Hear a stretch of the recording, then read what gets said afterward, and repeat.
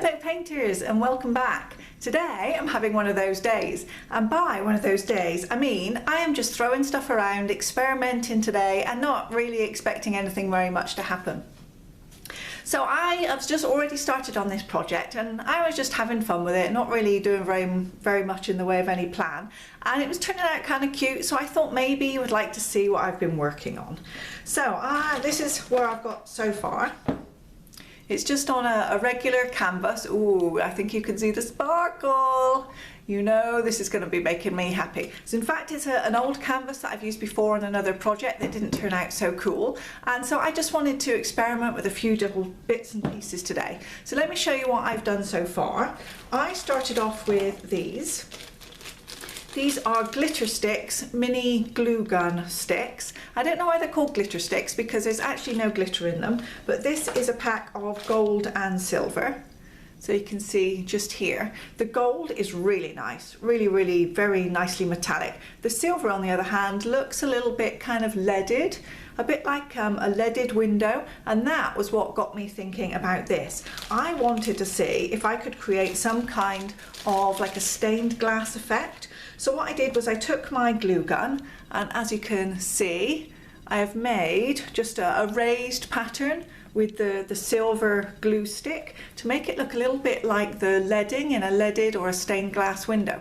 And I admit I didn't have any kind of plan. I just kind of drew a few wiggly lines, and therefore that's why it does look a little bit kind of random because there was no plan. But if you were going to do something similar, there are so many stained glass patterns that you can pick online that you could pick one of those and just kind of trace it out onto your canvas or your board, and I think it would look really good. So once the glue had dried, then I've got these kind of little wells. They're basically raised up areas with a well in the center where I can put some paint. So you know what my favorite paints are, and I went crazy with these Martha Stewart glitter paints. Now some time ago it appeared that these had been discontinued because they were out of stock. They were not available anywhere, and I'd asked and were told that they'd been discontinued. But now it appears, thankfully, they are back. And I don't know if it's anything to do with acrylic pouring and the fact that all the acrylic pourers love this glitter paint. It's absolutely the best paint for acrylic pouring, but now they are back. So if you want some, you can look out for these. And of course, same as always, I'm always going to put links to all of the materials in the drop down box underneath my videos.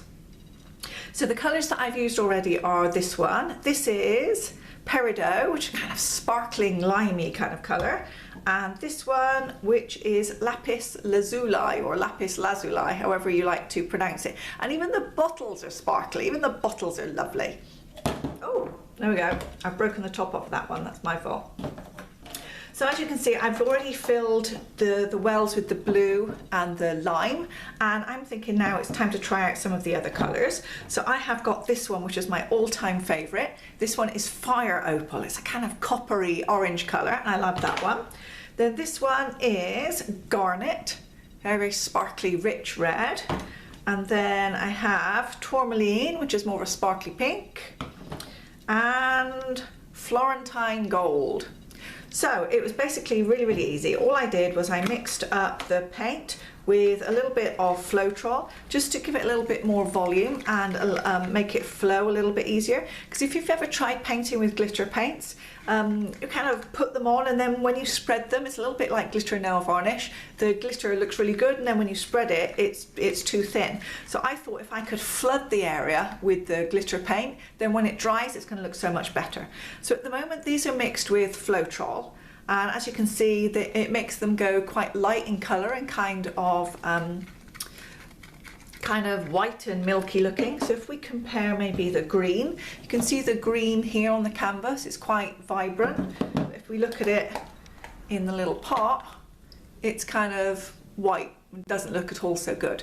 And that's because of the Floetrol is white when it's wet, but then it goes transparent when it's dry.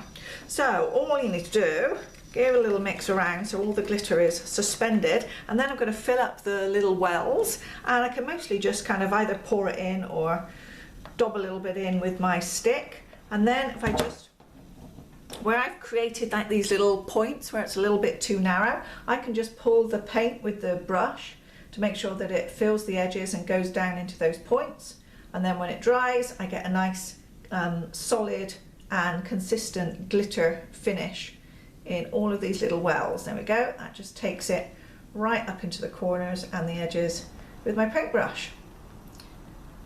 And I think it's going to look very nice. So as you can see, the gold doesn't look that spectacular now, but when it's dry it should look really good. So I'm going to go ahead and fill in with a few more of these colours. And of course, as usual, it's not that exciting, so I'll put it on fast forward and you can see me just do a few more, and then I'll come back and show you what it looks like when it's all finished.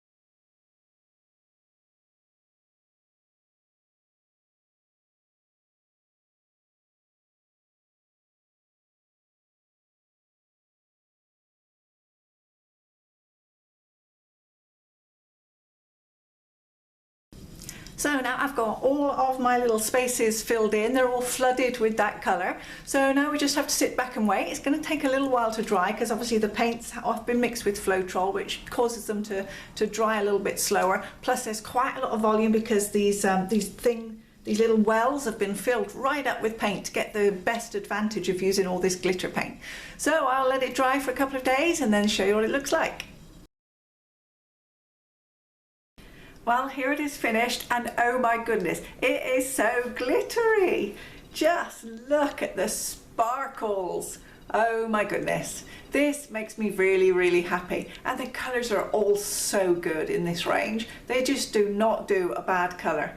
So look at that. Now I'm wishing that I had planned this out a little bit more in advance instead of just going for it and actually made some kind of nice design. I mean, it's random. Oh look at the sparkles. That does look good. It's random, but it's good, and I love the colours anyway. So this, I think, is maybe one that's going up on my wall. Because who loves glitter more than I do? Surely nobody. This is a great idea. If you want to do something like this, by all means, give it a try.